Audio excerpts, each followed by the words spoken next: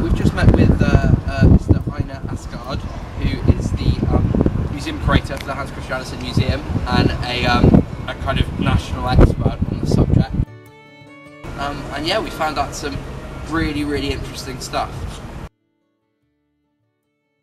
When Andersen came to Copenhagen, this was something that Einar said, and I couldn't quite believe that he was actually told by a lot of people that he had to tone it down and kind of pretend to actually be less intelligent than he was, because it was incredibly offensive for someone without an education to enter into a conversation and be more intelligent than that person that had the grammar school education and the university training and had come up through the ranks of business or culture or whatever that may be.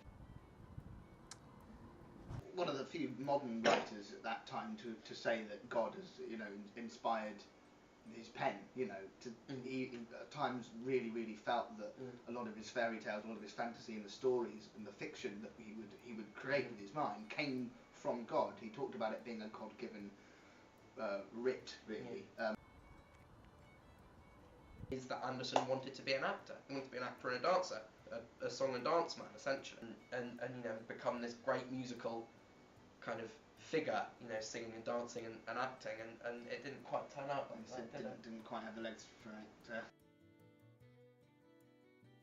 As well, their lives were changed forever the minute they invited Hans Christian Andersen into their lives. Yeah. I don't think they quite knew what they were in for. A gentleman named Jonas Collin at the head of it, and he was on the board of directors for the National Theatre, and he kind of saw this spark in Andersen that no one else did, and kind of came along and said, okay, I'll send you to grammar school, you can come and live with me, with my family, I'll be your benefactor, and then, when you're ready, we'll give your writing some of a go, because obviously acting isn't the way for you, but kind of grew into Andersen becoming very involved with the lives of a great many of the Collin family, especially a very kind of tumultuous and incredibly passionate friendship with one of Jonas's sons, Edvard, which again is something that we're going to be looking more at in the show.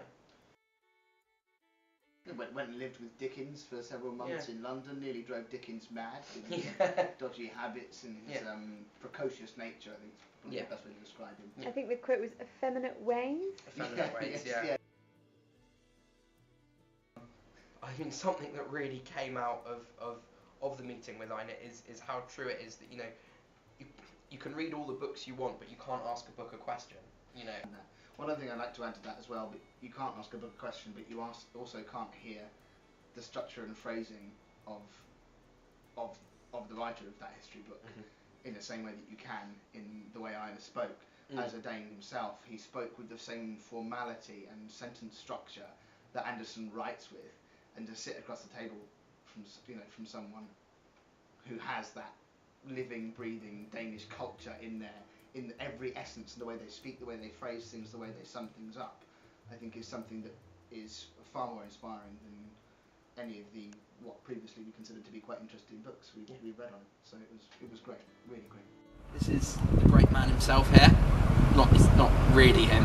It's a statue, but represents him.